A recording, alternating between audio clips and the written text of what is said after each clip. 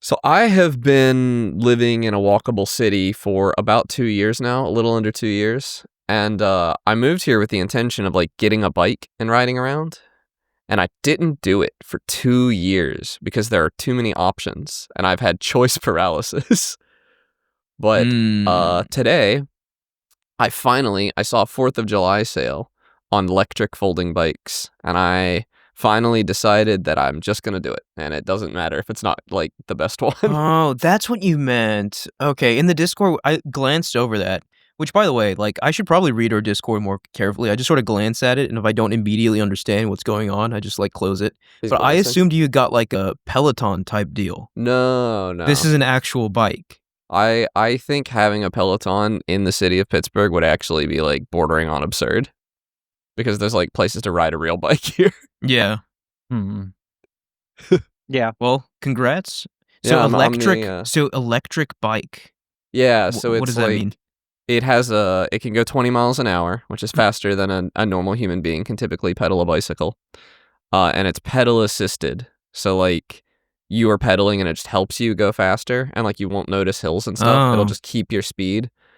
And it also just has a throttle. If you're feeling, like, super lazy, you can just throttle, ride around. Oh, So that's it's like cool. a Class 2 e-bike. They're legal in Pennsylvania, but you do have to check your state laws. I think Class 2s are legal basically everywhere. Class 3s are when it gets hazy. I think you do have to be over 16 to ride them, maybe? So it's kind of I like don't a know. fusion between, like, a normal, like, manual bicycle and a motorcycle. Yeah, it's like, if the battery dies, it's just a bike now. Yeah, Like, you can okay. still pedal it. It weighs like 50 pounds, so it's a little heavier than a normal bike. But I splurged. Like, they're not super expensive. This is a car replacement for me, so, like, this was total, like, $1,100, which, like, I set up a firm, it's $400 a month for 3 months, whatever. They're not really a ton of money when it's instead of a car. Yeah. Uh, so pretty good deal. I'm excited for it to get here. I still gotta buy a helmet. They'll, like, expand your, I guess, explorable radius in the city.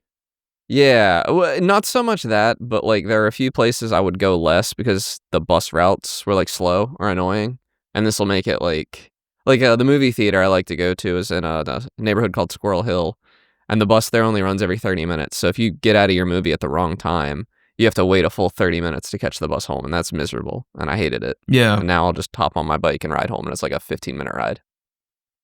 Nice, yeah. Yeah. Yeah, I don't live in DC, but basically in that neighborhood, and it is one of the most walkable cities out there. I see people out on their bikes all the time. I don't know, man, like, riding on a bike kind of freaks me out. Like, you know, what if I mess up or someone messes up? I feel like you're a lot more accident prone on a bike, but maybe that's just He me. says, driving a car all the time. Well, yeah, I don't get in car crashes though. But But driving a car is harder and more dangerous than riding a bike. yeah, I mean, I only drive a car if I'm leaving. Like, when I'm there, Yeah. I don't. Yeah, but I don't know. Yeah, it's just it's a weird, I think the safety of riding a bike is a weird thing to bring up because it is just generally, like, driving a car is really, really dangerous. That's It's one fair. of the most I guess, dangerous like, things most it's people will just ever do. I've just heard too many stories. Like, basically everyone I know who's, like, ridden a bike has gotten in a horrible accident Yeah, I mean, related to a the only car, real risk but yeah, the only real risk riding a bike is that you might get hit by a car. Yeah. Like, that's Mhm. basically it, if you're an adult doing it. Anything else is pretty unlikely. well, yeah, I mean, that's the risk though, Like, that's Yeah, yeah. yeah. I don't know. I Like, don't know, it's I'm still sure you'll safer be than fine. driving Yeah, it's just like a statistically. me thing, I Yeah. think, so Yeah, Yeah. no, it's a normal fear, but Pittsburgh is also, like, pretty safe for cyclists compared Well, to most that's American cities. because driving in Pittsburgh is the Oh my equivalent gosh. of reading out of like the Necronomicon. It yeah, is horrible. it's hell. Yeah, It's it's hell, and nobody should no do it. one wants to drive in Pittsburgh. No, the Therefore, roads the just cyclists don't are safe. make sense in Pittsburgh. I'm sorry. Mm-mm. Yeah. They're The psychotic. cyclists are safe because you can just go off to a side road and no one will know how to get there. Right. No, there are entire swaths of the network that, like, no one knows how to get to, of our road network. there's roads. There's roads in Pittsburgh that not a car has touched in years. Yeah. Anyway, I'm excited to get it. I'll update everybody once it gets here. I ordered it online. Nice. Are you going to be able to get through that tunnel though? Well, you have to be more specific. Tunnel It's to leave. Pittsburgh. there's like the one tunnel, the one coming from Morgantown. The Liberty Ave tunnel? No. Yeah, the one where there's 8 exit signs and you have 30 seconds to decide which lane you need to get out of that bridge on. That is an interstate, Mike. I will not be riding a Yeah, bicycle. he's still confined to the. Every time I cross that bridge, It's still like it's 20 miles an hour. I'm not gonna Hey, go on. Yeah, if you on need to leave the I-376. city, you still need a car, but you can rent in that Yeah. scenario. Yeah. I got a thing for that too. There's a thing called Zipcar. They have that in my city as it's well. like- Never looked into it though. It's they have that in really good. Morgantown. Oh, really? I feel strongly that if you Yeah, they don't have have it to for the drive dorms. to work and you have Zipcar where you live, it is a bad use of your money to own a car because Zipcar is a really good Is it like service. insured if you get in an accident or something? Okay, Yep. that's cool. Yep, it's $100 a year and $80 a day. So if you're only driving like once in a while, once a week or something, it's probably cheaper than a car payment plus insurance. Almost certainly. So $100 a year, but if you want to rent So- a car, it's $80 for the day. Per day you yeah, have the car or you can rented. also go by the Okay. hour. It'll be like $15 an hour. Interesting. Yeah. Yeah. Obviously, Hmm. that's all regional too, and it depends on the car you get. Yeah, I mean, I suppose it makes sense if you really only very situationally need a car. Which, yeah. Yeah, like I was only needing one once a month to go visit my grandma. Yeah. And that was like perfect for me. I would say if you only need one once a week, it would probably still mathematically make sense for you. It's if you're driving every day to work, you can't make Right, it work. yeah. Or if you like can't go visit your friends without a car. Mike, Like, you said you'd make it work? yeah, it's a good That's a lot of product. money. I don't have that money. I don't even have $80 in my bank account right now, so like I don't know why I could think I could get Well, a car. your situation's tough. particularly rough. Oh, it's rough. Any yeah. Yeah. I guess now's the time. You want to vent at all?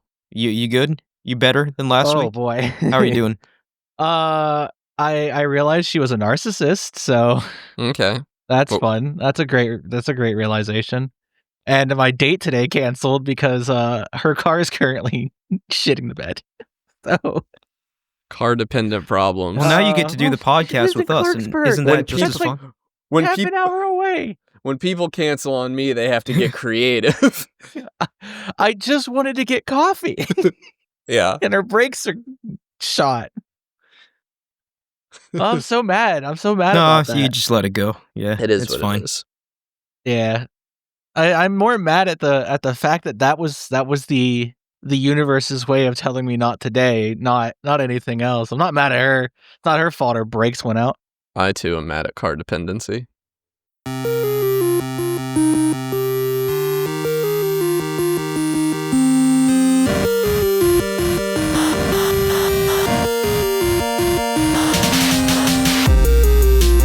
And welcome back to Game Talk. I'm your host, Evan Beyond. Today I'm joined by Connor and Mike. Hey guys.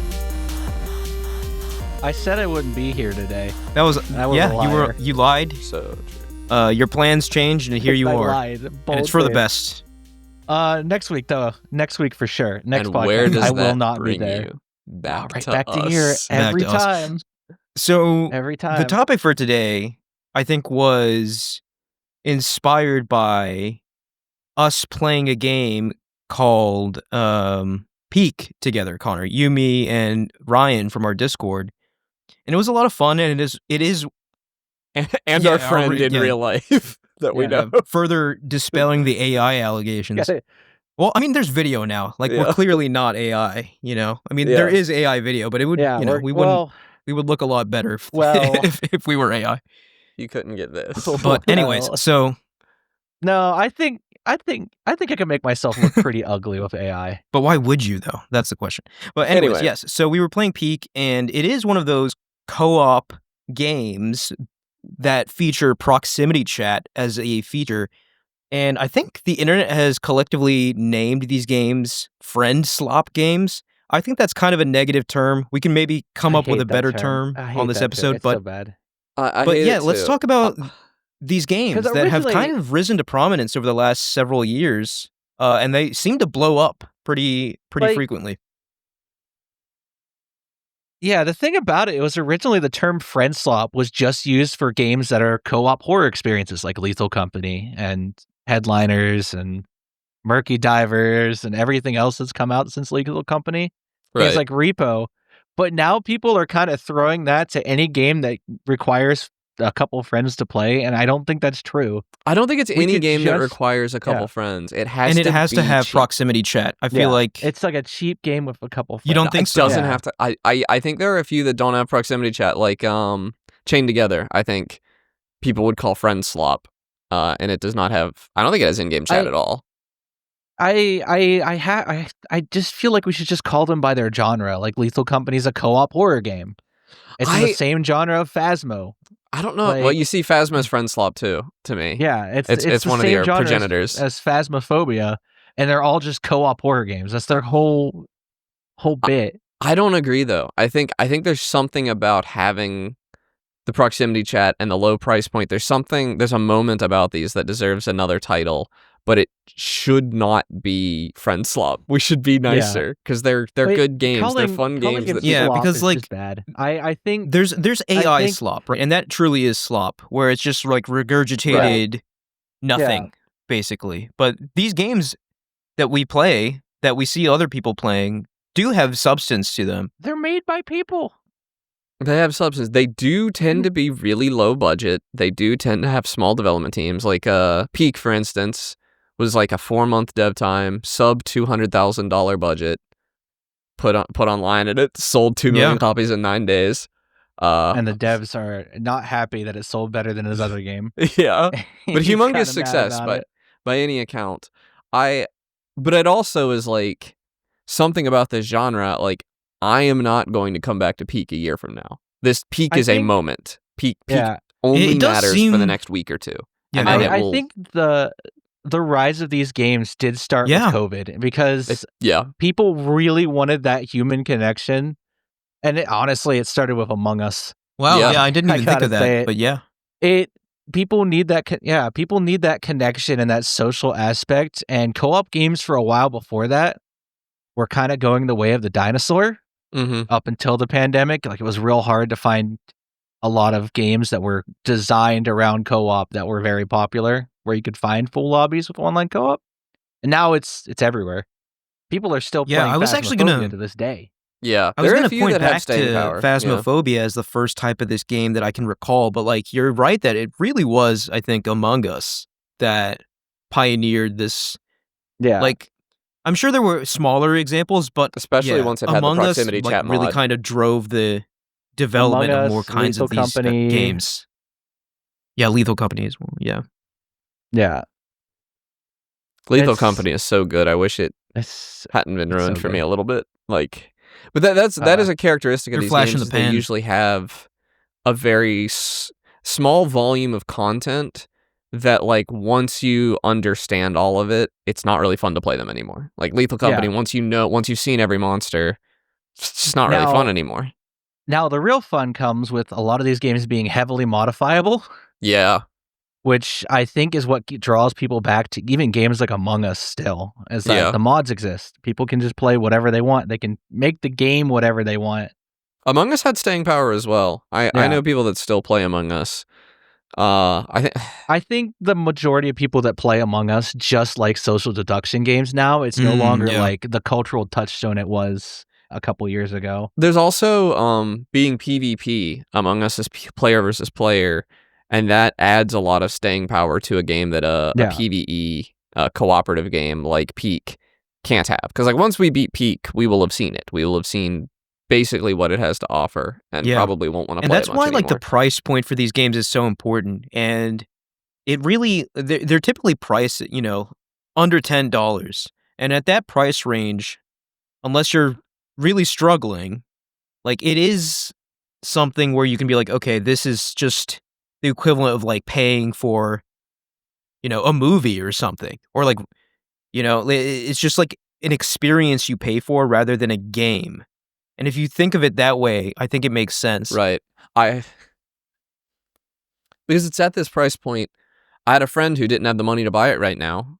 Peak was $8, and I thought to myself, if I had invited him to dinner and he'd said that, I would have bought his dinner. And so, like, I bought him the game, and we played it. Yeah. Like, The friend slot being cheap is it's so good. It's It's so important, nice yeah. that I can find a game that I can get like 4 to 6 of my friends to all jump in on it once. But We'll play it for a couple nights. We'll have our laughs, and then we'll be like, "Oh, I only spent $4 on this." yeah, I do have a question for you guys though. Is friend slop I mean, recession indicator? Probably. Yeah. I think that Probably. it is. I think that at other times you would be playing something like Call of Duty or When the bigger budget co-op games. Yeah, when these $9 games are getting more cultural staying power than, AAA releases, Well, I think that's a sign that the game. I mean, you games brought up Call of industry is in Duty a as an little bit of a example, but spot right like now. obviously risk Call of of- Duty still sells. Yeah. I think that was a poor example. What I think is actually happening, I think I'm going out of my depth. I'm not an economist, but there is a recession indicator called the pepperoni price index, and what it tracks is the nicer freezer pizzas. And when the nicer freezer pizzas start selling well, that's a recession indicator, because it's not that people are upgrading to a nicer freezer pizza. It's that people who would have gone out to dinner or ordered pizza somewhere are downgrading to a freezer pizza because they can't afford it right now, or they feel the economic uncertainty. And I think there is an amount of there are people who would have gone out drinking that are drinking at home and playing Peak instead, playing or Peak. It's just replacing what we used to do. It brings a lot of that energy from the early 2000s gaming culture, where you just get a couple friends together and just not even take a game It does seriously. seem like boot the up kind of Halo and evolution just of that. go. Yeah. And yeah, it was missing from the gaming space for a while because everyone was focused on these big multiplayer titles, and now we're going back to that. Gather some friends around, play this. Well, I think stupid another game and factor have fun. to games like this succeeding. I'm going to try to avoid calling it friend slop, even though we've done that repeatedly in this episode. Yeah. I like calling them flavor of the month games. Yeah. So I think what adds to the success of games like this is that AAA development is not in its golden age anymore, right? Even for games that you're really looking forward to, they can take 5+ years to come out, right? So you go all these vast swaths of time without the thing you're looking forward to, and there are these smaller games to fill in the gap. Right, and these are up to date on the trends because they only take 6 months to make or a year. I mean, right, yeah. And they're and always particularly for multiplayer games, right? Multiplayer games, yes, there's a lot of them, but the ones with staying power are you could count them on maybe 2 hands, really. Right. It's a very, very exclusive club, and for there is a sizable amount of people who only play those 10 games. And ever, I hate saying it. I hate saying this, but what these games do represent is that people don't want this super clean, polished experience. Especially in their cheap games. If it's too polished, people are going to drop it because there's nothing funny to happen. But when it has just enough bugs to be funny, yeah, it's perfect. I don't know. It's a fine line, because to an extent, that's true, right? If I pay $8 for something that I know isn't going to be this ultra polished experience, but is fun with friends, yeah, that's its own thing. That's its own experience. But there are times where if I bought I don't know, I'm going to use Death Stranding 2 as an example because that's what I'm playing right now. If I bought Death Stranding 2 and it was an unplayable mess, I would have been pretty upset, Yeah. So it just it's game part dependent. of what made Phasmo so fun for the longest time was how jank it was. Yeah. You're going to tell me that Phasmo could have been more interesting if the player models didn't look like they needed an exorcist in themselves. The game was built off of just being buggy and janky, and now that they've started fixing some of the jank, it's not as fun anymore. I don't know. Is that a popular opinion? Because I don't think I would agree with that. I think I liked Phasmo a lot of people more. like the jank. Okay. Some of the jank. They don't like the bugs, but the player models and them looking goofy provides a nice bit of humor. Yeah, I think silliness is important, and bugs are tolerated at this price point. Yeah. I don't know that I because I think Peak is a relatively polished experience. I really don't think it does seem polished. Yeah. Once you are actually in the game, getting into a game can be a nightmare sometimes. But once you are actually like into the climb, everything behaves pretty much how I expect it to. It's a fairly well polished experience, I think. But for these types of games, like I'm trying to pinpoint the essence, right? Is it the price point? Is it the proximity chat? Is it the kind of unpolished nature leading to more kind of funny moments, right? And I think on some level it's a mixture of those three, but if you'd ask me like what one facet is it, I would say it's the proximity chat. Like I a would lot say, of these yeah. games, Yeah. that's the But- core feature that like really propels these games to become viral. I think it's like a roguelike in that like there are a bunch of That was things weird. Huh. that are important to a roguelike that I can list, but the only one you really have to have is that you start over when you die. The rest are just like kind of vibe based. But yeah, I think proximity chat is like a key point of them, but I do think like I think you could have a game that just has voice chat that would count as a friend slot game. I think another facet of them, and probably the most inalienable to me, is that it's multiplayer. Yeah. Yeah. And I mean, and that like yeah. and not multiplayer in a like Borderlands is more Borderlands 3 is like it's a bad game. It's not fun, but Terrible game. it's more fun with friends. I played it with my buddy Tyler and I It's had not. an okay time. Not. But I wouldn't tell you that Borderlands 3 was a good game. It's not a good game. Peak, I Terrible. think, is a good game that I had more fun playing with friends that I don't think I would have enjoyed at all if I'd played it alone. Like playing alone, I think I'd rather play Borderlands 3 than play Peak. But playing with friends, I would rather play Peak. And I think that there's something to that where it is just so designed around having a couple of friends to play with, but not only fun because you're hanging out with your friends.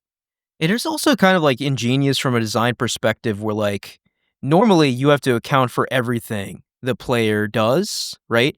But having proximity chat being like a core pillar of your game just means that like, you know, that's on the players, right? They can create their Right. own sort of experience that way, which I think is really cool. And like obviously like a game has to be designed with that in mind, with proximity chat in mind.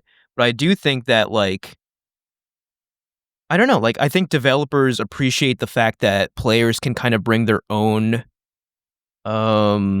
flavor to the game that they did not intend for the like to be in the game themselves. Yeah. Yeah, I wonder. The self-expression of these games is also really important. Like you will rarely find one of these games where you can't emote. And one of the Right, things yeah. people have figured out how to do in Peak that is really pissing me off is they found out how to whip and nay by combining several of the emotes together. Oh God, I love. And so my whole friend group, while we're playing it, anytime they're like waiting for someone to climb up, they just start watch me whip, and I'll watch me nay. So Headliners does have it has the soy face emote where it's the guy going, I'm pointing backwards. Oh, yeah. That's so good. And boy, that gets so much mileage where like my friend's getting eviscerated in the background. I'm just sitting there Soy wide-eyed facing. pointing at it, just soy facing about it. Dude, they need to add the nothing ever happens guy to that game. I can assure you, everything happens all at once. It's terrible. That game gets so intense towards the later stages. And I think that's what makes a good friend swap game is how much intensity can just happen. Yeah. Where Yeah. you're having your fun and then all of a sudden it's like, oh God, what's going on? It goes, yeah, I think going 0 to 10 really fast is part of it. Like, Yeah. because like I said, playing Peak, it was like a relatively relaxed climb. It was fine. We hit a tiny challenge, and I needed to get something out of my backpack, and I accidentally dropped it down the mountain, and we just suddenly could not win You're anymore. talking about the one I was playing with you, right? Yeah. Yeah, so like it all happened within like a literal 3-second span. 3 Connor seconds chucked his from, backpack "Oh, into we the got lava it." and Ryan disconnected at the same time. It was just like, well, this run's over. Like Yeah, it was Oh, just it's over. over. That's what makes those games fun. It's just you never know what's going to happen. Sometimes we all make it out. Sometimes, the last person decides to grab that nest from the bees and it doesn't Yeah. work out for them. That's another critical aspect of these is that there are aspects of the game that are like the only reason you do them is to hurt your friends. Like Yeah. I found a blowgun in Peak and I was like, oh, I wonder what this does. And I turned around and my friend James was climbing and I shot him and he said, oh, why is my bar all sleep? Oh no, I'm dead. And he just Well, why fell to his would you death. shoot him? Well, Well, you weren't there, Am. You would understand if you'd been there. There aren't enemies in Peak, right? So who else would you shoot? I No, guess. there's no. Yeah, that's the only Yeah. reason the item is in the game was for a guy like me to pick it up and think, "Oh, Yeah. this will be funny." That's funny. This'll be funny. It's exactly why, like, I wish Lethal Company featured mines or some kind of offensive tool that you could just let there and just completely screw your friends over with. Because Headliners has a trampoline that Yes. launches you like 30 feet in the air, and That's you sick. will die upon impact.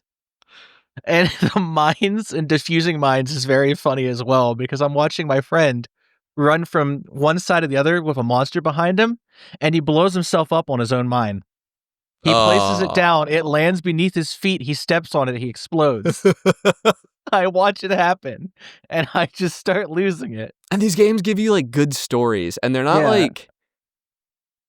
I think hearing someone tell me a story about a video game tends to be one of my least favorite experiences in my entire life. But this is like an exception to that. Yeah. Like because this is like not something that was orchestrated. It's more for you to social. experience. This is actually Yeah. something. You Like and your the- friends Did like, something. Yeah.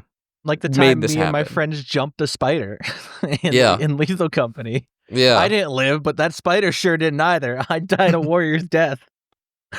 And I wish more games had proximity chat, because I struggle to think of. I mean, I know why they don't, because there's so much potential for toxicity. But like, I should be able to enter the Konami code in Minecraft and have proximity chat when I play Yeah, on a and then realm or just- something. It would be I- huge.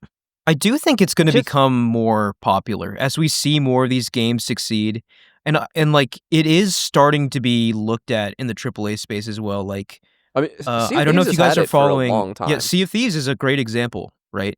Marathon as well, right? They had their Marathon alpha, has it. and it got criticized for not having it, right? And Bungie said Yeah. they're going to add it after the criticisms. So That's interesting, because I know the AAA space. I know why they're not doing it. It's because they're very afraid of the toxicity it comes Yeah. with. and Because that's valid, right? Like people It's will bad enough be when- toxic. yeah. Yeah.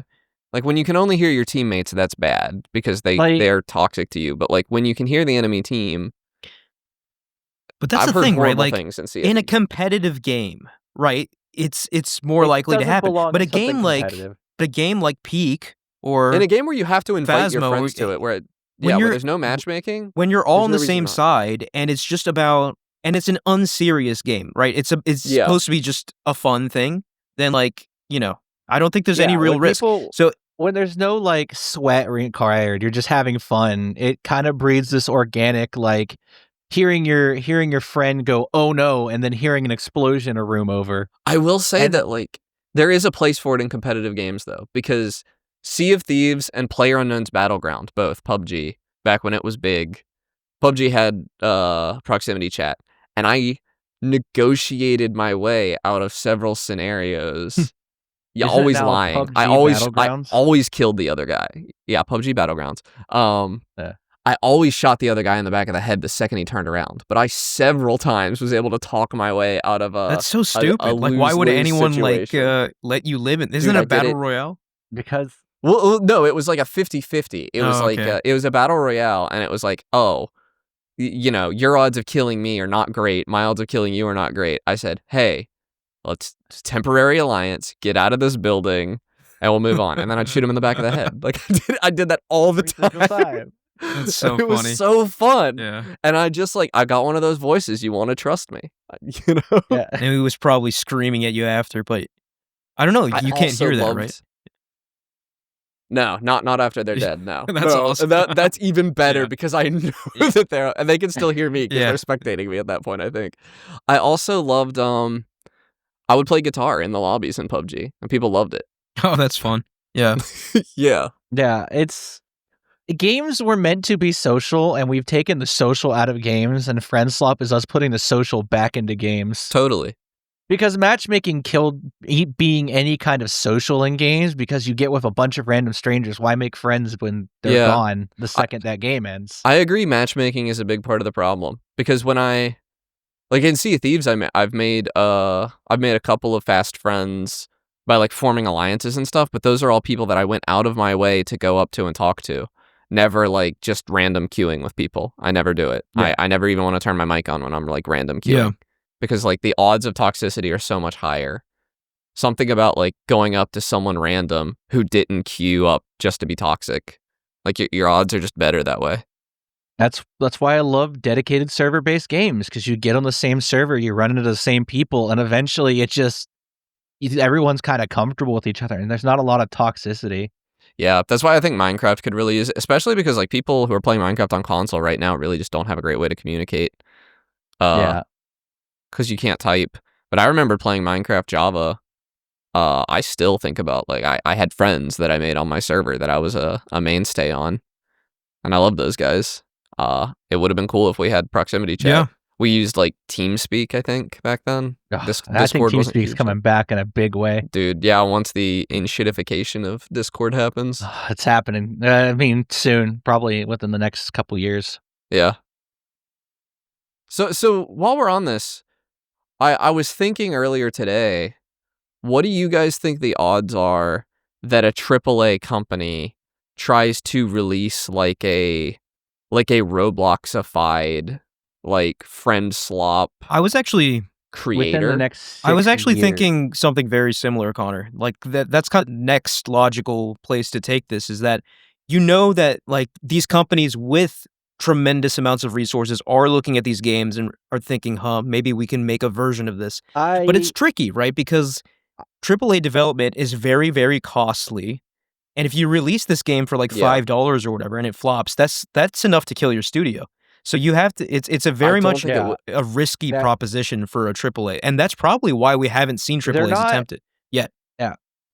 They're not going to attempt it because these games are sink or swim, because most of the games that I've played that are friend slop are sink or swim. They're not generating massive player bases at all. See, but that's not think a lot of revenue. If you're a small indie studio, like 3,000 sales is a lot, but if you're a AAA studio, that's nothing. Yeah, but 2 million is pretty good. Yeah. But I want to point something out, which is that like, what if there was a AAA engine, like a Roblox, where you're playing smaller user-created friend slop games in this engine, where you have microtransactions and you can have your same skins going from game to game. I think that is a business model. Isn't Fortnite trying to do that? Fortnite doesn't have the proximity chat. Yeah, Fortnite doesn't have proxy chat, but that's what I'm trying thinking. to do something similar. Fortnite is trying to do the the user created, but I think it needs proximity chat for it to do this. And I think the Fortnite is who I imagine jumping on this. I think. Yeah, I think Epic's literally the only people with the power. And the Fortnite dev team is kind of unique because they're as AAA as it gets, but they're so fast. They're so they develop so quickly and they develop so reactively. It seems that they can. It's just kind of astonishing. I don't know what they're doing over there, but I don't know what's happening in that studio. But I imagine the crunch has to be insane sometimes. Yeah. No, they've got the hand. But I'm sure, Fortnite will probably be the first to do it, and then that might serve as a kind of guide for people to go forth and attempt it in different places. So it is cool to see kind of like this burgeoning almost genre of game from the indie space. I do just think non-free communication in games is something more games should experiment with. Oh, we didn't even mention BattleBit. Or wait, is that what it was called? What was that Battlefield clone? The proximity chat in BattleBit was amazing. I talked to so many strangers in that game. It was so much fun. It was too bad the game kind of got scope creeped and abandoned. Screaming for a medic in BattleBit is one of my most treasured memories in gaming. That's how I felt about Hell Let Loose, playing medic and just hearing someone cry for you. But and you're like, oh well, I'm currently pinned down by 13 machine guns. I can't move. But you're gonna bleed out there, bud. Needing the radio in Lethal Company to stay communicating with people, just like not taking perfect communication for granted in games is something I want to see explored a lot more. I think, like a lot more. Like the idea of like even Phasmo had it where even earlier versions, if there was a hunt, all communication just breaks down. Yeah, I If like you're in the that. truck and people are inside, you have no communication with each other anymore. Peak experiments with this a little bit. It has things like flares and trumpets, but there's no real reason to use them because there's nothing. It's never really advantageous to split up and peak. It or at least I never do it, and so you can always just talk.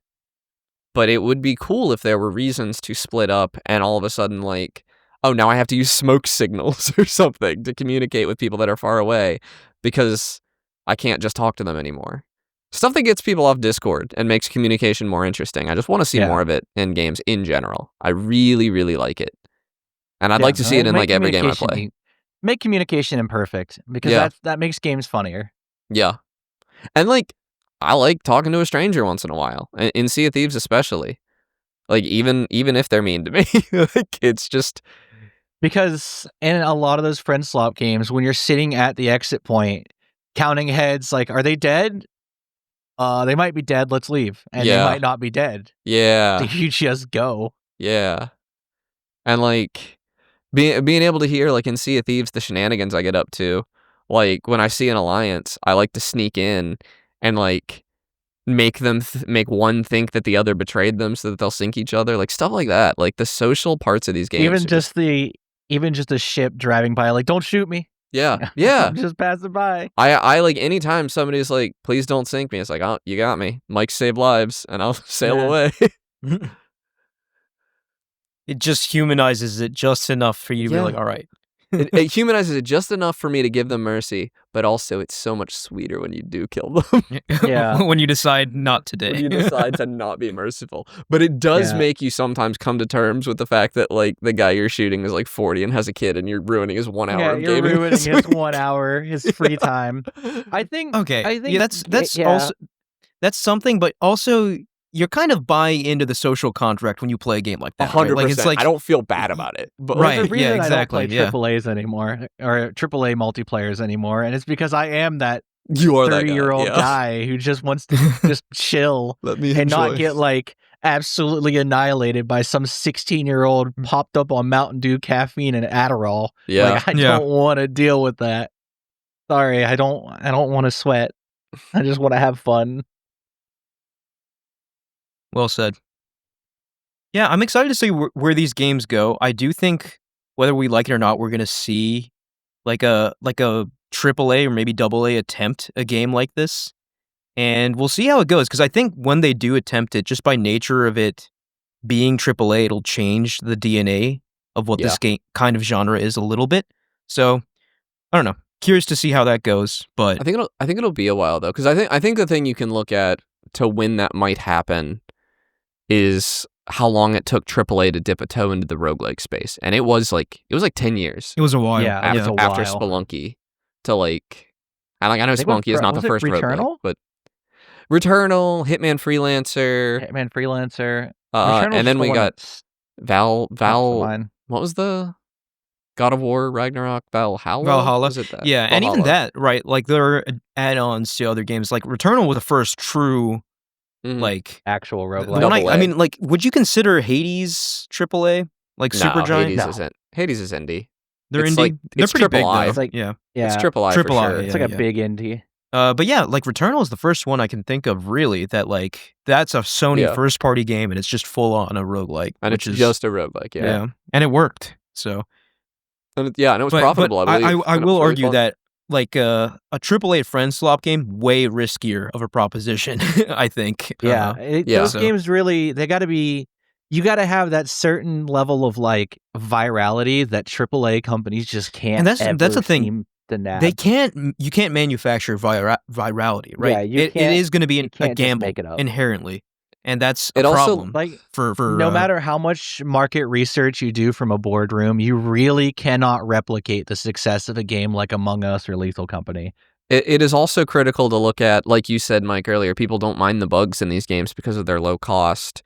The AAA game will not be low cost; it'll be $30, $40 minimum, and then that's a lot of jumping in point.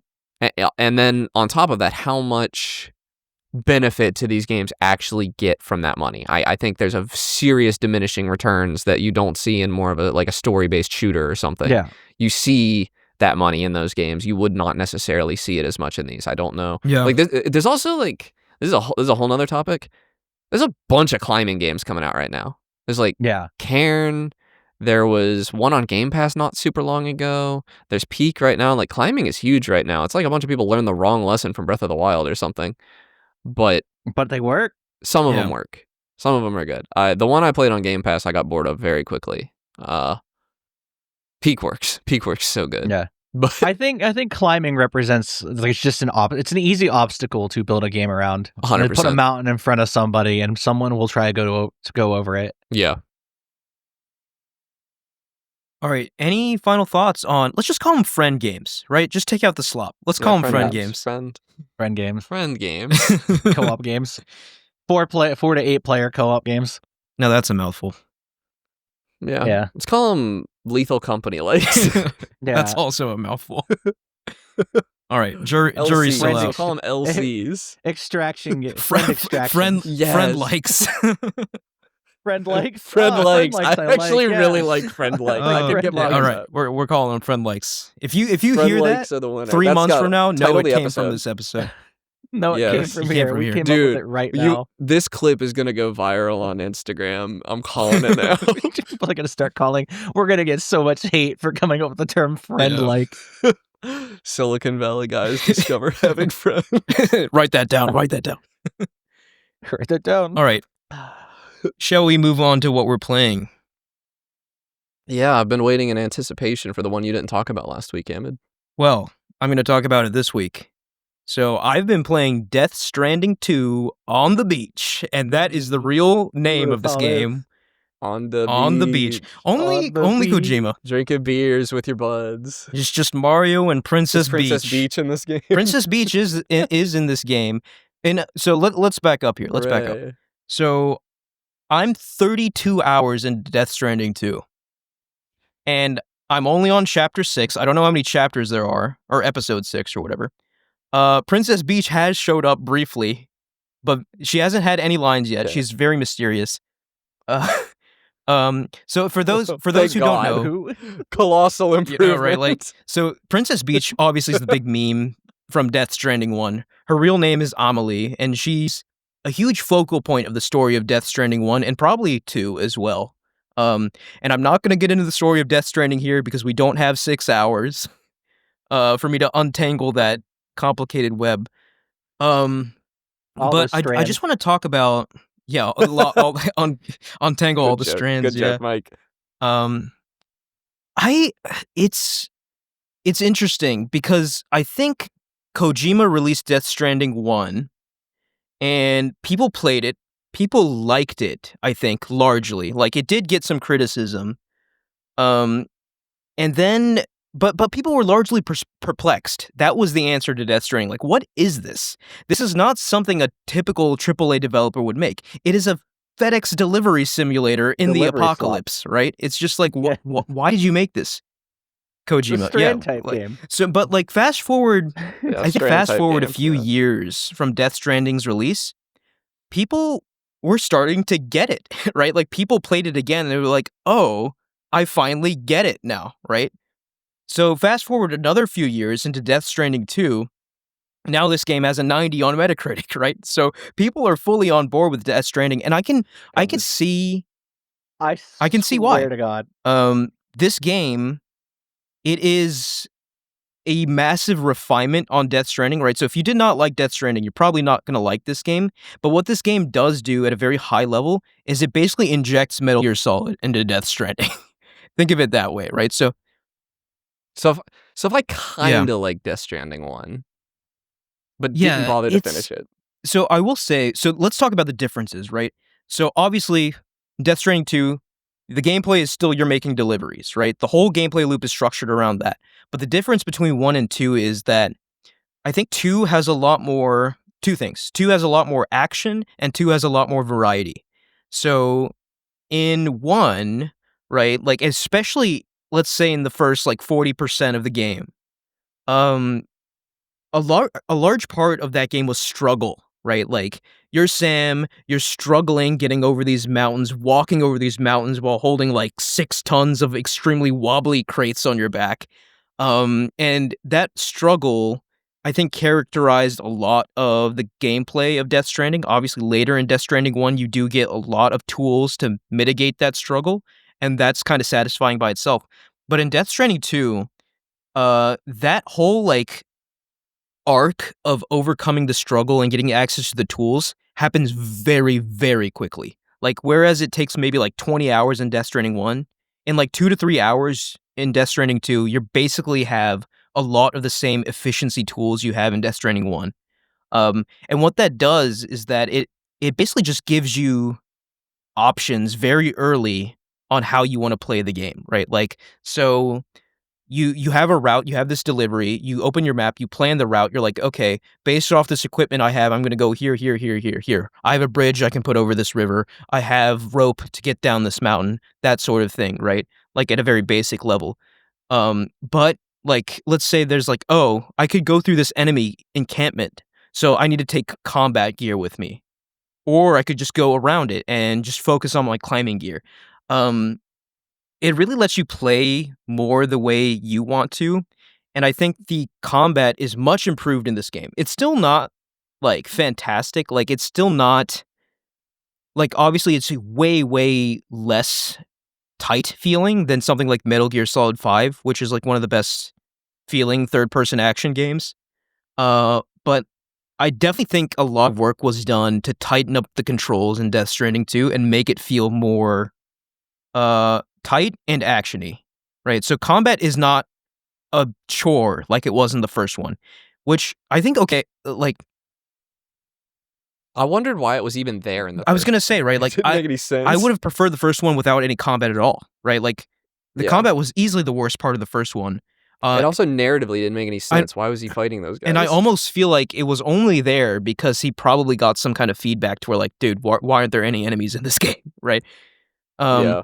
But Yeah. I will say, combat in Death Stranding 2 much improved, way more options in combat, right? And way more varied enemy types too. You have, like, normal dudes with guns, right? Soldiers, but you also have the BTs, and there's different types of BTs now, which, by the way, I learned I probably knew this before, but BT stands for beached thing. So tying back into the beach.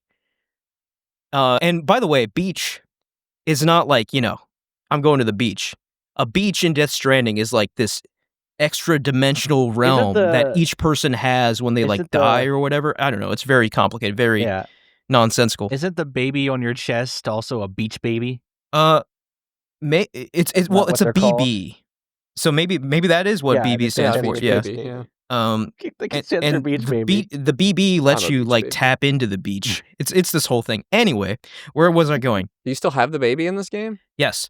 So, Is it the same one? yes. But okay, so Probably. we're getting into spoiler territory here. Sorry. But Oh, are we? but Are we? so talking about the game, You let got me me. finish talking about the gameplay here. So, the different enemy types, right? Different types of BTs. There's mechs now too, because obviously, like, Metal Gear. Like, I'm not joking when I say that, like, he really just injected Metal Gear into Death Stranding. Okay. So there are mech type enemies too. Do you play as the same protagonist, or is there a switch reveal halfway So- through where you're actually playing Don't as spoil someone that. else called, like, Dude, Raiden I or kid you something? not, I was waiting for that to happen. I was just like, for some reason, just Second going into this, I game. was like, sure, there was going to be a protagonist switch. As of Or were you gonna have, like, a Sam Pill skin at some point? as of Like- episode 6, it has not happened yet. So I don't know if it'll happen, Okay. but I just got those vibes going into this game that they were going to do that. Especially because he has the Solid Snake character. Mike, did you see the trailer where he literally has No. there's this character in the game. He looks exactly like the guy, the actor looks exactly like Snake, and he takes his bandana and just puts it on his head exactly like Snake. And I did get to the part in the game. I think He is a boss, and that boss fight was sick, I will say. so. Um, I think I'm taking a guess. The plot twist is that you were actually the BB the entire time. I mean, it could be, yeah. You're not playing Norman Reedus. You're playing as the fetus. Norman Reedus, the fetus. But yeah, Yeah. so Whoa. the gameplay is variety, right? Because, like, obviously, if you don't want to engage in combat, you can still largely avoid it. But if you do want to engage in combat, there's lots of options there too. So the overall gameplay variety is very good now. And like I said, you need different weapons and equipment to deal with different enemy types. So, like, your planning really affects your gameplay a lot, right? So if you plan a route and don't adequately bring the materials you need to deal with the obstacles on that route, you're gonna have a very rough time. And I really like that because it feels really satisfying to plan a route and then execute on it. And obviously, things might go slightly wrong, but usually if you plan the route, you have the tools needed to deal with the obstacles on that route. So from like a gameplay perspective, it's just more fun to play, I think, than Death Stranding 1. I do think there will be the people though that are the Death Stranding purists and they're like, "Oh, Kojima tried to make this appeal to more people and they might not like it as much." But I like it better. Like I enjoy the gameplay variety more. Yeah.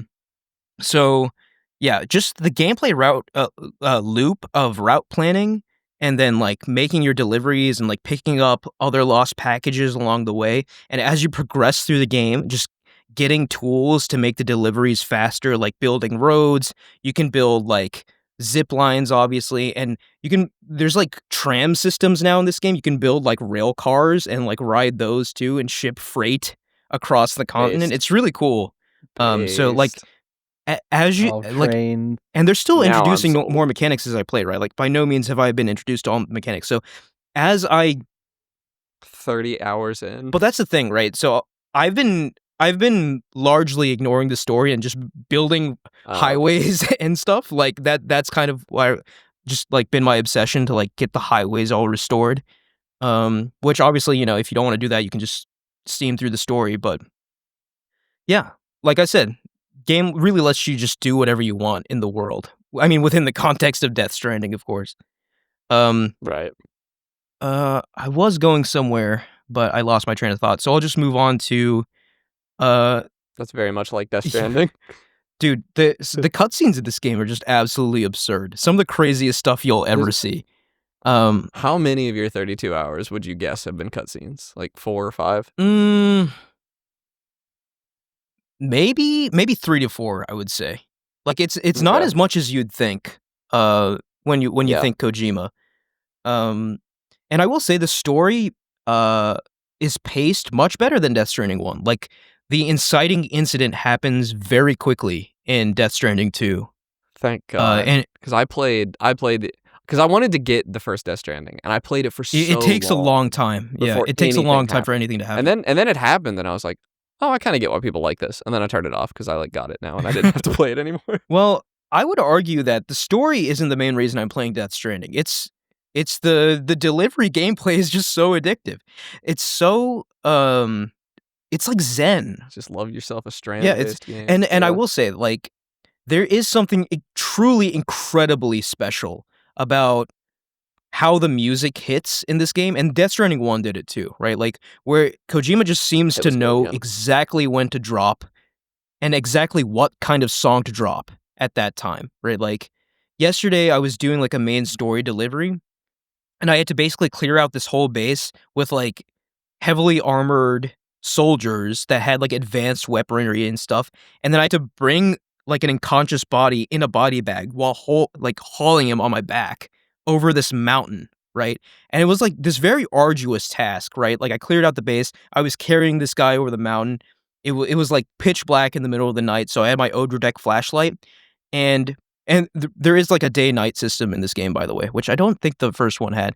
Um, and just as I crested the hill, like the mountain, the sun started rising and a song dropped. And I was just like, this is really, really good.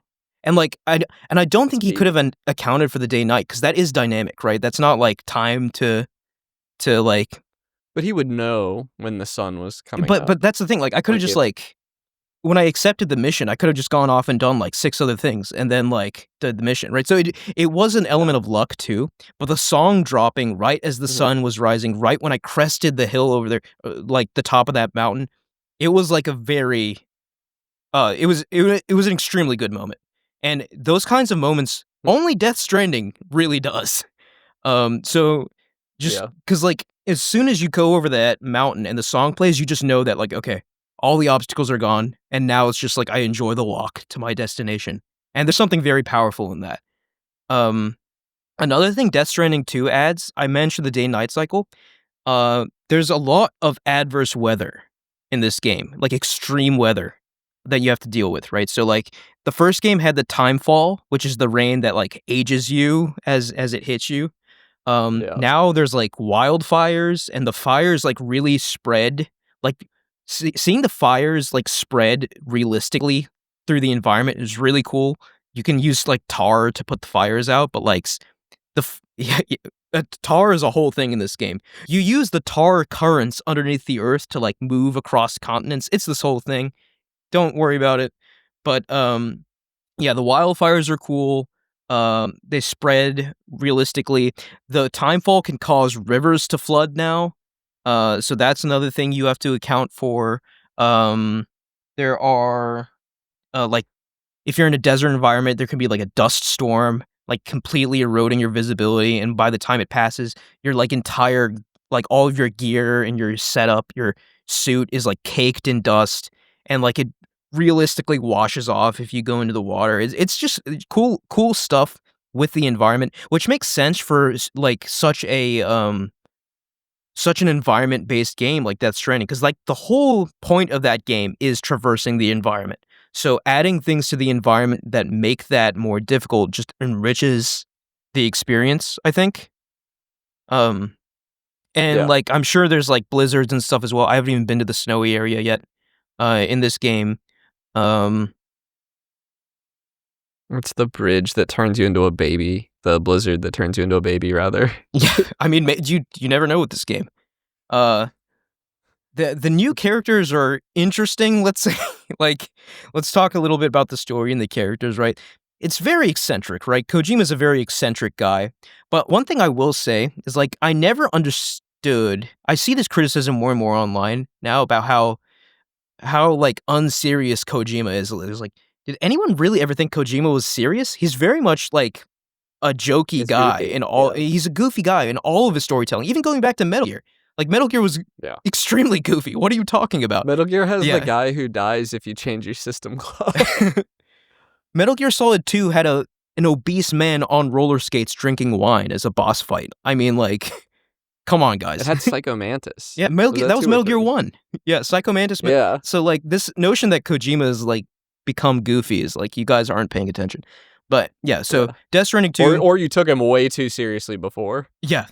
Well, the one thing I will say, though, is that really Kojima, very good at creating characters, goofy characters, but also he knows how to pull on your heartstrings if he needs to do it. Like, I'm looking back at the ending of Death Stranding 1. That made me tear up, the ending of Death Stranding 1. And I obviously won't spoil it here, but it is a very emotional ending to that game, which I was not expecting going in, especially playing it. It did not seem that way. And I expect Death Stranding 2 to do something similar by the end, just by nature of how it sets up the plot. Like, he is setting up like a very emotional punchline at the end. So I'm looking forward to that, and looking forward to him showing off his storytelling chops in a more serious way, because like most of the time it's pretty goofy, right? And it is this goofiness in this kind of dichotomy where like it is the end of the world, right? The Death Stranding was basically the apocalypse, and now humanity is like near extinction, and yet like he has all these kind of goofy characters and goofy systems in this world. So that kind of dichotomy is just like interesting to explore. But yeah, new characters. So there's this character I just met called Tomorrow. And she has like very interesting tar/age-based powers. There's also this character named Rainy, who, guess what, makes it rain wherever she goes. But her rain like reverses the action of the timefall rain. There's also more like there was like Dead Man and Die Hard Man and Heart Man, like all these characters. Now there's who was the girl who could teleport? Fragile. She's like one of the main characters in this game. Fragile. But not that fragile. Yeah, whatever. I don't know why he had to say that like 8 times in that game. But I just noticed it, Ahmed, but your webcam is like... Oh, it's becoming like... That's fine. increasingly more quality, pixelated yeah. as we go for some reason. I don't know. Yeah, I was gonna say, like, you're starting to look like an I'm starting oil painting to- over I'm there. starting I'm not to- sure why. Oh, there you're back. Oh, Okay, you're back. I don't know. Hey, But I had to mention it because you were starting to look like That's funny. 8-bit. one of the new characters is Doll Man, who is literally this doll puppet who animates at I like saw 8 this, yeah. FPS. So he has stop motion like animation, but only applied to him. And he's like your main I companion. really like that. So he's like attached to your. He's like the Oh, really? Mimir to your Kratos in this game. So he's just like hanging out sick. with you, and you can like. It's so goofy. You can like toss him into an enemy camp, and like no one will like. It's just like a doll, so no one will care. And he can like do reconnaissance for you, and you can like pull him back. So that's like one way you can like scout out enemy bases, just like throw Doll Man at them. That's really goofy. I know, right? So Does it tell you how he became a doll? I'm sure it might have. I kind of just glossed. I don't know. You know, Glossed over it. like yeah. anytime. So I really enjoy these games, right? Like as you all know. But anytime like we get the, here's 20 minutes of Kojima exposition. I'm just like, I'm just gonna Get up like and go get a maybe snack. pick up like every fifth word or something. But I'm not like I'm going into Yeah. low power mode for this. That's a look at your phone time. When like early on in the game, like Dead Man gave like a 15-minute exposition dump, and I was just like, Kojima, I can't do this, man. and Dead Man is played by too early. Guillermo del Toro too, right? Like he's a very like renowned Yeah. film director, and he's just like, you got this man to say the goofiest stuff imaginable for like 15 minutes straight. Like, good for you, I guess. But yeah, I don't know, man. Like, there's nothing quite like Death Stranding. It's just weird, and I love that. I love the weird. So, I Yeah. guess one last thing I want to mention: the social aspect of Death Stranding. That's still here, and still, I think one of the more compelling aspects of the game too, where like playing a Death Stranding game at launch. It's not going to be the same like a couple years down the line because you have all these people building things on the chiral network, and that's like shared across your world. So if someone builds a bridge across the river, chances are it could show up in my world. They still have that like system where you can like other people's structures, and like there's like this social kind of economy there. And it does feel satisfying knowing that like, hey, I'm leaving this equipment here and it'll be picked up by another player who really For those who come after. for those who come after, right?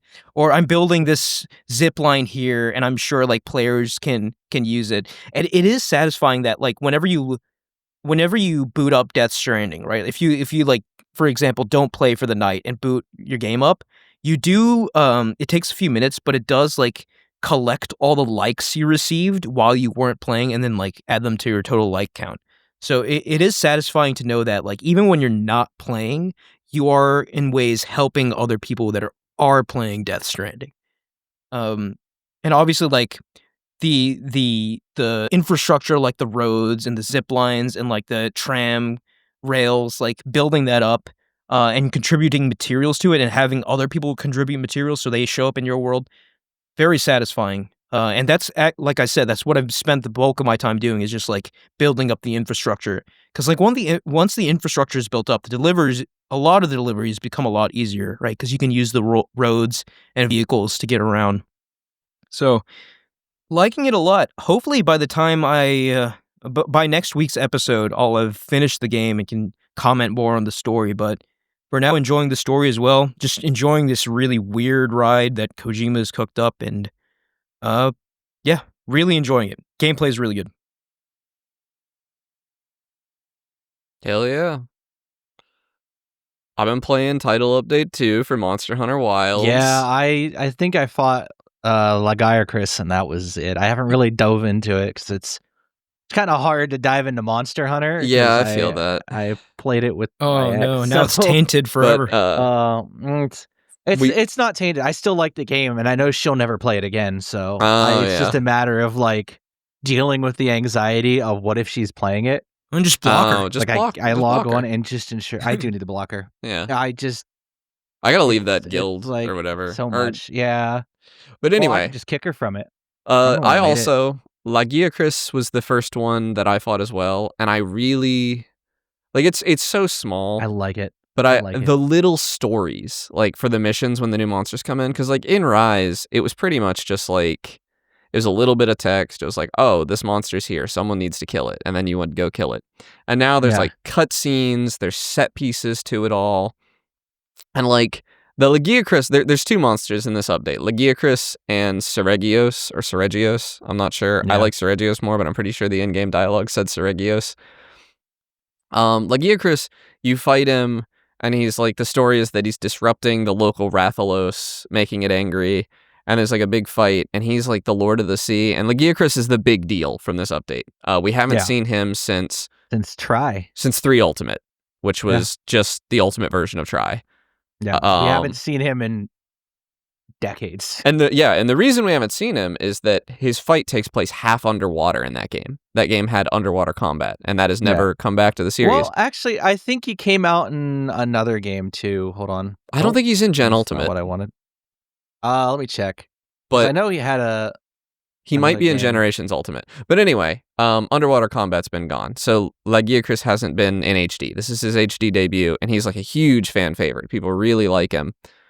And the fight is great. He's like a thunder water serpent. He was in Gen. Alligator. He's in Gen Ultimate? Okay. Yeah, he's in Generations regular too. Okay. Yeah. But he's been gone a while. He was his land combat form in Gen. Yeah. And there's an alternate version of Legiacris that is only on land, but the original is like a land and water alligator type guy with thunder attacks, and he's super fun, and you're fighting him, and it's like there's like a little story to it where Eric, the little biologist boy, the biologist twink that you run around with in this game for a minute, he's like, oh, but if they're so rare, if we kill it, it'll be so sad, and like the hunter is like him, so he's like, okay, I'll capture it. So like, what? You can't. So like that's so hard. He's the Lord of the Sea, and then you go capture him, and it's cool. But the fight is so cool. The fight does go underwater at one part, and it's not like that's awesome. And it's not like you can't swing your weapon underwater. Like your movements are limited, but it's not like an on rails segment. Like you're like using your slinger to grab ammo and shooting him, and like lassoing onto him so that you can attack him and actually dodging attacks. Like it's so sick. And apparently there's like a super attack that if you don't hurt him fast enough, he'll use this like really cool super attack. I didn't manage to see that because I did. Yeah, it'll just like roast everyone above ground. But yeah, Legiacris, super fun fight, fun little story. And then there's Seregios, the other new monster. Seregios is Legiacris was the flagship for Monster Hunter Try. The other monster, Seregios, is the flagship for Monster Hunter 4 Ultimate. So Gormagala was for Monster Hunter 4, and Seregios was for 4 Ultimate. And he's like this big knife dragon, basically. Like he shoots scales at you, and they inflict bleed. He launches his scales like throwing knives, and they inflict bleed. And it's like a huge pain in the butt when you're fighting him. Because like the way you heal bleed, I don't know if bleed was in Wilds before this, but the way you... It was. Dogron gave it. Yeah. But the way you heal bleed is like you have to crouch down for a few seconds, and that's really hard to do against Seregios because he's fast. He is all over the place. He's a flying oregadon. Yeah, and he's a really, really fun fight as well. But I was not like crazy impressed against his original fight. But then both of these monsters also have tempered 8-star versions, so they are not touched those yet. They are in the that's the hardest. There's only the Apexes, Gormagala, Mizutsune. So all the title update monsters plus the Apexes and Gormagala. Yeah, they all have tempered 8 stars, which means they give the highest rewards. They're the hardest monsters in the game. And because there are so many of them now, you can actually get quests that have 2 tempered 8-star monsters in them. So that's like hype. Also, Gormagala can be in Wyveria now, I heard, which I suspect is going to have story implications. I'm really excited for that. But anyway, tempered 8-star Seregios. I got into a fight with him. And I actually haven't beat him yet. I actually lost twice against him last night. And granted, I'm super rusty because like there hasn't been a Monster Hunter update. I haven't really played since Arc Tempered Raidao, and that was like a month ago almost. We're getting Arc Tempered Uthduna. Yeah, we're getting Arc Tempered Uthduna at the end of the month, I think. But I'm so excited. I love that fight so much. 8-star tempered Seregios, like the reason I'm making a big deal out of it is like there were a lot of people complaining about the difficulty of Monster Hunter Wilds, but this feels I just fought Seregios in the first game he's in, Monster Hunter 4 Ultimate, And this is like the same difficulty. It's very similar in his Tempered 8-star form. Like, you are having to learn his moveset. You can't just be good at the game. You have to, like Dark Souls style, know his moveset, wait for an opening, go in and attack. And I just haven't really felt like I had to do that against a lot of the non-Tempered 8-star monsters in this game. So I'm really glad that that difficulty's finally here. I suspect Gormagala is going to be similar in his Tempered 8-star. I haven't fought that yet. There's a lot of the Tempered 8-stars I haven't had a chance to fight yet. I've only fought, like, the fire, not Uthduna, New Udra, the fire octopus. And I actually think he's not too bad, but maybe my build is, like, specifically for that. But this is, like, I'm having to rethink my whole build in this game because I built around wounds, and Tempered 8-stars don't take wounds as easily. So I have, like, a glass cannon build right now that heals when I pop wounds. Yeah. And that doesn't work anymore because they get wounds so infrequently. I need a tankier build because you just can't count on that. Also, I think nerfed Charge Blade with this update. They nerfed did, Savage I think Axe, so. I do believe. Yeah. So that might mean I need to rethink my build and build away from Savage Axe and build into amped discharges. Oh, and we got layered weapons now, so, like, not everybody is going to be excited. running around with Ardean weapons. And there's, like, everyone's going to use weapons that they like aesthetically. Yeah, That's so I good. got to rethink my entire fashion setup. This is just a huge update. And, like, we also heard what's coming in another future update. They're adding another, even harder type of mission in probably Title Update 3, but it might wait until 4. And along with that, they're adding a new system to, like, a new build system, like a new item, probably talismans or something, that can have weapon skills to give you even more modularity in your builds. Oh my god, that'll be nice. And people are suspecting that that's going to be like a siege fight of some kind that rewards those, but we don't know yet. But we know it's going to be hard. And maybe an Elder. Maybe we'll see. Yeah, we could finally get a. I mean, we have Zoshia, who is, for all intents and purposes, an Elder Dragon. An Elder. I also, like, we got to get I think Shigeru Magala is going to show up in this game. Yeah, 100. Sooner than later. Gorm Magala's in the game. We're getting Shigeru Magala, at least, if not now, by the expansion. I think it'll be Title Update 4. Like, maybe final Title Update, we'll get Shigeru Magala. And I think there will be, like, a crazy Shigeru Magala Zoshia fight at the same time. Yeah. I think that's going to be, like, the pre-master rank, like, ultimate mission. But I'm really happy with this update. It has me, like, wanting to hop on Wilds again. The thing about it is I do like Wilds more than Worlds because Wilds is much less grindy. Mm-hmm. Like, there is so much less grind I need to do to get armor sets and everything. Yeah. Because in World, it felt like I was fighting Anchinants for hours to get one gem. That's how I felt on Teostra. Here, you just have to fight You got to fight Yeah. one super hard one, and you get the gem. Yeah. Like, yeah, I don't have to, like, sit here and grind out monsters anymore. You could. I mean, were you using the investigation? 2-3 times. Did you use I was using investigations. Okay, I was gonna say because that helps. It was still in World, annoying. Yeah, it was just a pain. Whereas in, like, Wilds, there was never a point where I found myself having to sit and grind at a monster to get a part. It just got it while playing the game. The combat in Wilds is just so good too. It just feels so good. So much better. And World felt very stilted. Yeah, and then performance is better in this update. They reduced VRAM usage and improved VRAM streaming.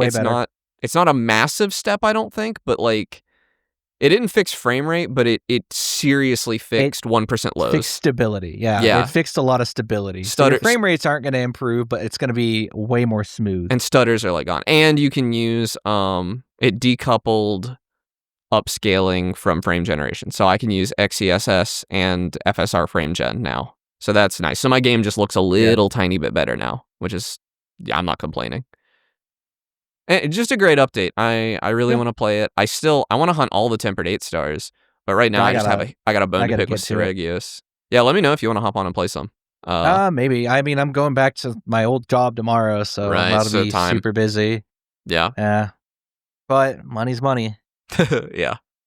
Money's money. I'll probably be happier there than I was before. So true. But yeah, good update. Good Monster Hunter.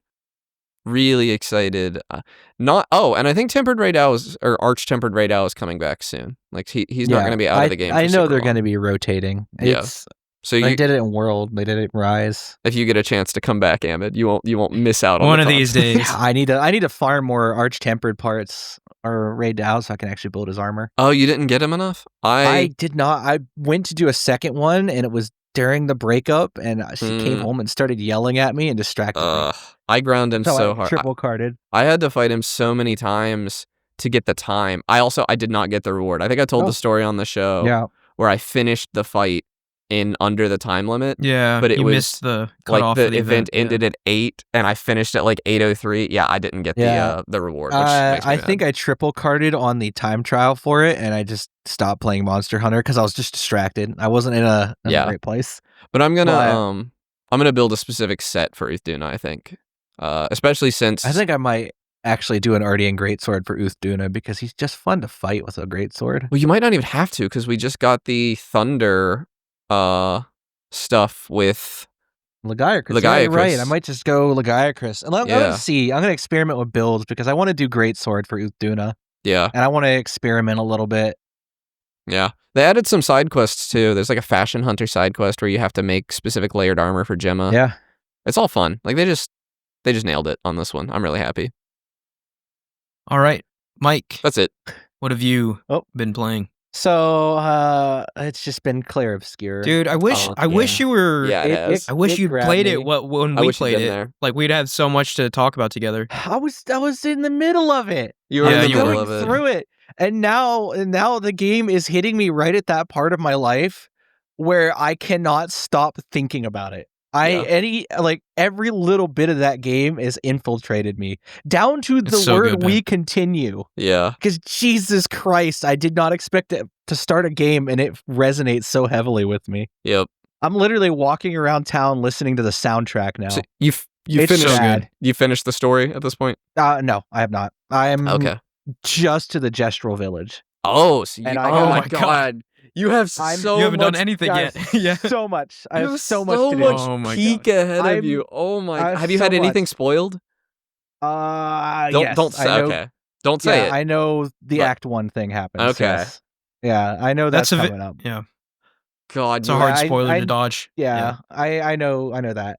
you have an but, impossible amount of peek ahead of you. That's so crazy. Yeah, I Ugh. kind of got on stream. I got stonewalled by the boss before the Gestural Village. The bosses because the are hard in game's this hard. game. Yeah. The game's hard. I find myself struggling a good bit, even with like common encounters if I don't know the parry windows. Are you using just to make sure? What was the thing that I didn't know how to do? Luminous? Luminous. Yeah. Yeah, I'm using Luminous. Yeah. Okay. So you're Yeah, using I'm Epictus, you're actually- using Luminous. yeah. Okay. I'm already pretty much hitting close to damage cap with Mael, so I'm not playing the game wrong. It's just- Male do be like game's that. hard. Yeah. Yeah. She I loves. think I hit a 6k damage on an ability that didn't even do that much damage earlier. Yeah. I'm like, wow. Okay. So I'm you gonna just be got to hitting that lock in damage and cap a lot. Yeah. learn the parry. I need to timings. learn parry times because it's that big guy before the Gestural Village. Yeah. Yeah. Wow, dude. Once I I figure can't it wait to out. hear your thoughts on this game because you have so much good stuff Oh my ahead of you. god. Dude, our I- game one of the I year discussion like- is going to be crazy this year, though. I mean, everybody's going to is. be playing Yeah. for second Yeah. place, but Well, I mean, that's how we feel I- right now. Yeah, it'll I probably will be like- how we feel at the end of the year. But if I if think we my don't favorite feel that bit- way at the end of the year, that will make this the best year for video games oh yeah, ever yeah, of all yeah, time. Yeah. Yeah. I think the best bit is how the characters are written so that when they're like arguing, they feel human. They're talking over Yeah. each other. They're Yes. it's not still none of the dialogue's stilted. It just feels like a natural argument. Yes. The way Gustav just kind of like stutters when he gets excited or something, Yes. or he gets emotional, or even like the nonsensical French in some of the lyrics Did you see instead Charlie, of Charlie Cox was apparently in the studio for less than 4 hours for this game? That's crazy. Gustav. I mean, he's Yeah, a busy for sure. man. He feels so Yeah. bad. He feels so bad about it, but he knocked it out of the park. Every single Yeah, he character in that did. game's well cast. Yeah. I mean, Jennifer I- English is the star for sure, but Yeah. I love yeah. the soundtrack. I love how French is used in the place of Latin chanting for being yeah. just Yes. this incoherent, like, because when you translate the lyrics for the song Lumiere, it's nonsensical French. Yeah, It there's is a lot of, like, French, made but up. it doesn't make sense. yeah. Like the lyrics do not make sense in French. Yeah, some of or the songs English. are like They're fully. just there for the song. Some of the songs are fully sung in French, and some of them are like sang in like this French-inspired, made-up language, which is Yeah. which is cool. And even in the ones in French, some of them don't have really any meaning to the French, and it's just there as part of the song, Yeah. which I like even more. It's like it's usually the role that Latin is used in songs, and it's nice to see in an RPG a language other than Latin being used in music. Yeah, the soundtrack to this game, just exceptional. Oh, it's so like good. generationally I love good. so much of it. Yeah, It's an all-timer. It also has a sad trombone solo in it in one point, and I really like sad trombone solos. You play trombone in band? Oh my god. Yeah, I play trombone. And yes, I will learn that part on trombone at some point. I will do it. I'm determined. I heard it and I'm like, ooh, that's beautiful. Eventually, I'm going to have to go back and play through the side content that I didn't get to play. I found like an optional boss. I'm like, ooh, I shouldn't face There's this a lot yet. of side content. And the mimes. Have you found any of the gestural beaches yet? Yes, I did. I did find the first gestural beach last night on stream. I'm like, ooh, swimsuit. Okay, I'll parkour. Just because it's funny. Yeah. Just the fact that they exist. No, I'm running an all swimsuits team right now for sure. Yeah, it's so there's so much for me to do, and there's so much enough crunch that I'm gonna be crunching it for a little bit. Yeah. Yeah, and the story has me. It's got me by its teeth. Yeah, I mean, I want to know what's going on. There's nothing quite like sinking your teeth into an exceptional RPG. Especially one like this one where like the story is incredibly good, the gameplay is incredibly good, the music's incredibly good. It just and combat's not hits boring. all the Like it's turn-based combat that's actually like really fun. Yeah, engaging turn-based combat is so rare. Yeah, it's because people just want to go easy on it, but the parry system's existing, the dodge existing. Yeah. Combining elements, using status effects to your advantage. And there's like no pushover fight. Every fight is like a fun challenge. What I love is that like and every single character has their own gimmick. Every fight is a fun challenge, but if you really want to put your mind to it, you can become good enough at the fights where you learn all the parry timings to where like you can trivialize everything if you put in the work to learn. So if you want to play it that way, you can play it that way too. So and there's visual cues, there's audio cues, there's so much going on. It's so masterfully designed for a game that was developed by a core dev team of like 30-something people. And this being their first game but too. That's not as the a entire team. dev team. Yeah. It apparently them leaving the lead designer leaving Ubisoft because they wouldn't let it make that. That just is more of a condemnation of the current status of the AAA industry than anything else. Yeah. Like, I agree. When you just get a bunch of developers together and let them make something good and what they want to make, kind of guide them along that, you're going to get a masterpiece every single time. Yeah. And I think the dev team was more than just 33 people. I believe it was like there was like some contract work happening, but like contractors. The core team was pretty small. A lot of contractors. Yeah, it was like 33 Jeff people. Keighley would call it a one-man dev team. Yeah.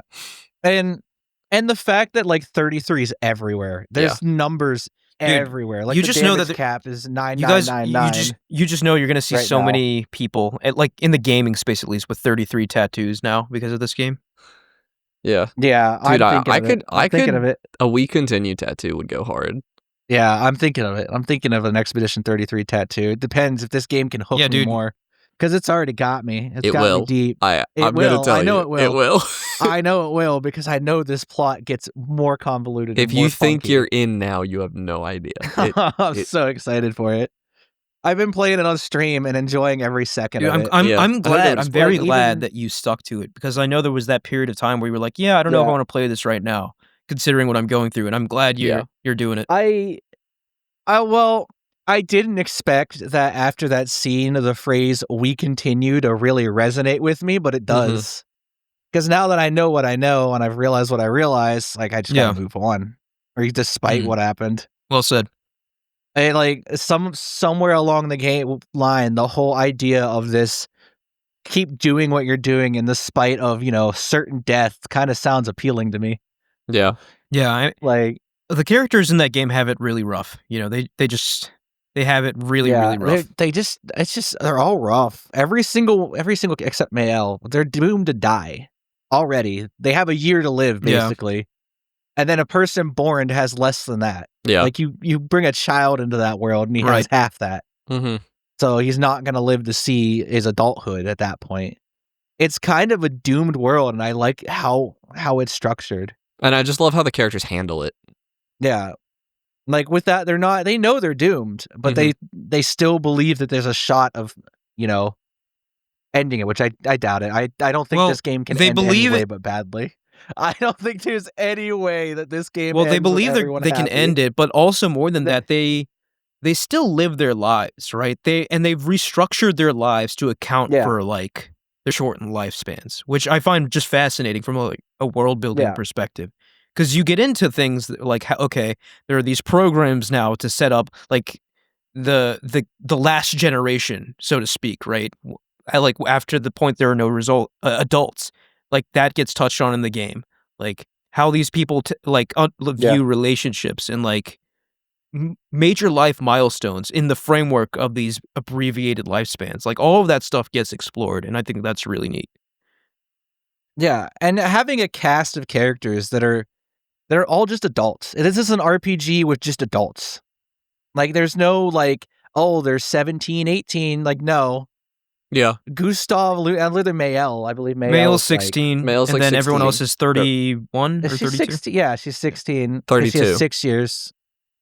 Because she has 6 years until her Gromage. Yeah. But everyone else is, like, in their 30s, and it's kind of easier to identify with the characters when they're your age, actual adults my age. It's very rare to see a bunch of 30-year-olds as the protagonists of a game. Yeah, not high schoolers. But here that's your protagonist. This is your RPG protagonist. They're all 30. Especially in a JRPG, right? That's even more rare. So it's like it's any kind of RPG space where the characters are all established adults is weird. But I really like it. I like the characters. I hope nothing happens to Gustav. But nothing. I mean, look at his skill tree. Yeah, look at the skill tree. There's so much. Okay, guys, come on. Yeah. We had a spoiler episode. I can't spoil any more of it. I know what's going to happen, and I know that. And I saw a flashback to Sophie, and I'm like, oh man. Honestly, Mike, after you finish the game, is weird. we could do another brief kind of discussion, because like I will say, you will have thoughts that you want to get off your chest when you finish this game. Yeah. So I have so much. I've lied. I've been spoiled a lot with it. Oh, that's a shame. Mostly by my own nature. I ended up spoiling myself more than anything else. Going on like the central themes of like the villain's not really the villain, that resonates a little bit. Maybe a little. Maybe the idea that I've been led to believe that something's the villain and it's not actually the villain, but the thing guiding me along and leading me to think the villain's the villain might actually be resonating with me a little bit right now. But I'm not going to go into any more detail until I finish the game. Yeah. Okay. Well, we'll talk once you finish, but yeah, I'm very happy to see you playing this game. Masterpiece of a game. Yeah, it was in my list. It was on my radar. I just kind of didn't have the time to do it. Yeah. April and May were rough. I understand. Yeah. All right. Any other games we've been playing? I know, Connor, you and I played Peak, but we already kind of touched on it in the... Yeah, we talked about that plenty. Yeah. In the show. And I guess I kind of dove back into Satisfactory, but that's really nothing of note. Yeah. I mean, it could be something. I'll probably dive back in too. Yeah. Because it has controller support now. Yeah, I've just been playing my existing factory. I think I got up to... I need to get back into that as well.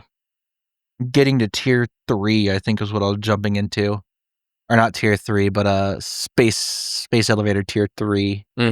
Nice. I was getting steel production up running, I think. I think that's where... Kind of taking it slow. I took off. Anyways, okay. I think that will do it for this week's episode. Thank you all for listening. You can follow us at Podcast Game Talk on Instagram, YouTube, TikTok, and Blue Sky. You can click the link in the description to join our Discord and talk to us there. And please like, rate, and review us on Spotify, Apple Podcasts, SoundCloud, or any other podcast services you use. Yeah, I just sorry to interject. No, I know this is super rehearsed, but I saw some of the comments of people who missed us while we were on our hiatus. I didn't see them before we recorded last week, and I just want to say that means a lot. Yeah, cool. I know they want us to talk about the altars, and I've played a little bit of the altars, and I don't know how I feel about it. Yeah. Maybe we'll Yeah. get to that next week. We'll But get to it next week. I just wanted to say it's cool. You know, we're a small show, not for now, and it was cool to see the comments. You know, we don't get a lot of those, so it was cool to be missed while we were gone. Yeah. Well said. All right, guys. See you next week. And thank you, Connor and Mike. Bye. Yeah. Say bye. Bye. See you guys. All right. Bye.